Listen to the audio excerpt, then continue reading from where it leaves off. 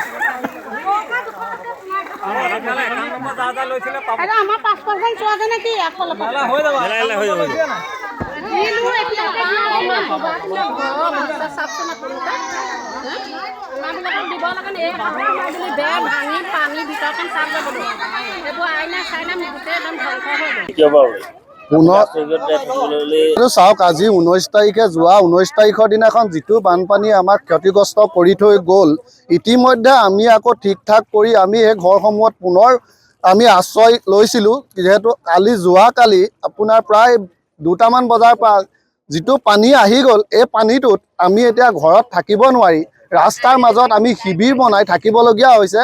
এনেকুৱা পৰিস্থিতি যদি বাৰ বাৰ হৈ থাকে আৰু চৰকাৰে দৃষ্টিগোচৰ কৰক, বালি চিণ্ডিকেটটো কমাওক। আমাৰ কাকজান নদীত যিখিনি বালি খননৰ কাৰণে তেওঁলোকৰ মুনাফাৰ কাৰণে যি মথাউৰি কাটি আছে, এই মথাউৰি সোনকালে তদন্ত কৰি যিজন দোষী তেওঁক কৰায়ত্ব কৰিবলৈ আমি অনুৰোধ জনাইছোঁ। নহ'লে আমি সকলো জীয়াতু ভুগিবলগীয়া হৈছে, বেমাৰ হৈছে বহুতৰ। আৰু যিখিনি আমি ধৰক কৃষিজীৱী, আমাৰ কৃষি শস্য আমাৰ কাটি দিয়ে। আমি শুনিবলৈ পাইছোঁ তেওঁলোকে মথাউৰিটো কাটি দিয়ে। নহ'লে আগততো আমাৰ এনেকুৱা পানী হোৱা নাছিলে। এইবাৰ যিখিনি পানী হৈছে আমি জীৱনত এনেকুৱা পানী দেখা নাই, যিহেতু মথাউৰিটোৰ কাৰণে হৈছে বুলি আমি গম পাই আছোঁ। হয়, আপোনালোকে গম পাইছে যিহেতু আমাৰ যোৱা 19 তাৰিখে পানীৰ কবলত মানুহ সকলোৱে বহুত অনিষ্ট হ'ল। হঠাৎ বানপানী আহি পেলাই মানুহক অনিষ্ট কৰিলে সকলো জ্ঞাত। আৰু এটা কথা মানে কি, আমাৰ কাকজান যিখন নদী আছে, সেই নদীখনে পানীটো বাৰ বাৰ আহি আছে। আজিও হঠাৎ যোৱাকালি ৰাতি প্ৰায় 2টামান বজাত পানী আহি পেলাই মানুহৰ বহুত ক্ষতিগ্ৰস্ত হ'ল। সকলো ৰাইজ দুখিত আৰু সকলো ৰাস্তাত শিবিৰ বনাই থাকিবলগীয়া হৈছে। আৰু এটা কথা আমি চৰকাৰক অনুৰোধ জনাওঁ, যি আমাৰ কাকজান নদী আছে, কাকজান নদীখনৰ ভালেমানকেইটা জেগাত ছিগা আছে।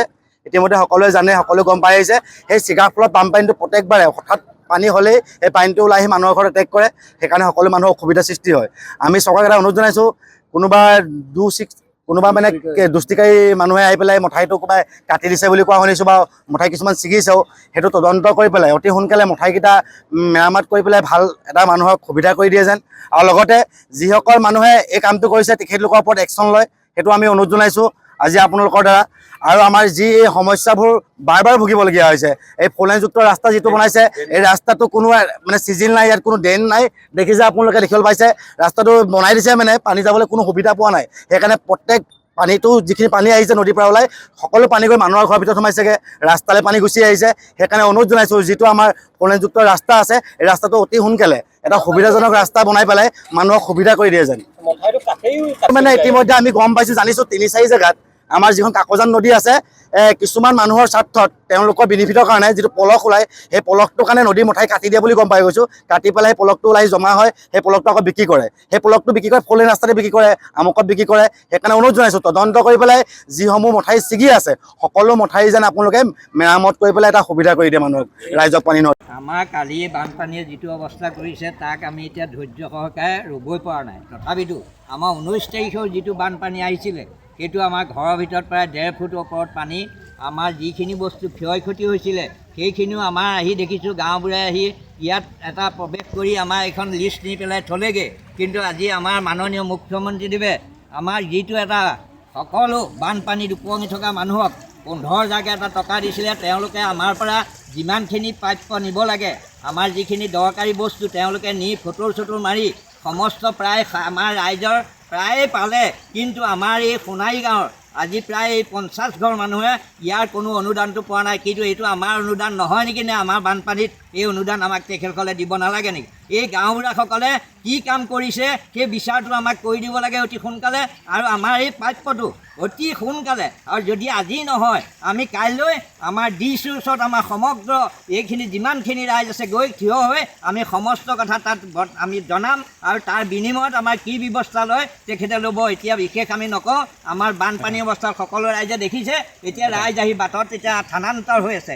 তথাপিতো আমাৰ গাঁওবুঢ়াক আমি এতিয়ালৈকে 7 নালাগে 10 নালাগে 15-20 বাৰ মাৰিও আমাৰ গাঁওবুঢ়া 2জনক ইয়াত থিয় কৰাব পৰা নাই। 2জন গাঁওবুঢ়াই চাৰ্ভে কৰি আমাৰ কোনো এঘৰ মানুহৰ এতিয়ালৈকে এটা পইচা সোমোৱা নাই। যদি আজি সোমাইছে আমি আজিলৈকে ৰৈছোঁ, কাৰণ চৰকাৰে কৈ থৈছিলে যে 5 তাৰিখলৈকে ধৈৰ্য ধৰক। কিন্তু আজি ধৈৰ্য ৰৈছোঁ। আজি যদি আমাৰ পইচাটো নোসোমায় তেতিয়াহ'লে আমি কাইলৈ আমি ডিচি ছাৰৰ ওচৰত আমি সমস্ত গৈ তেখেতৰ ওচৰত আমি বিচাৰ দিম, আৰু তাৰ কি বিনিময়ত আমাক দিয়ে তেখেতে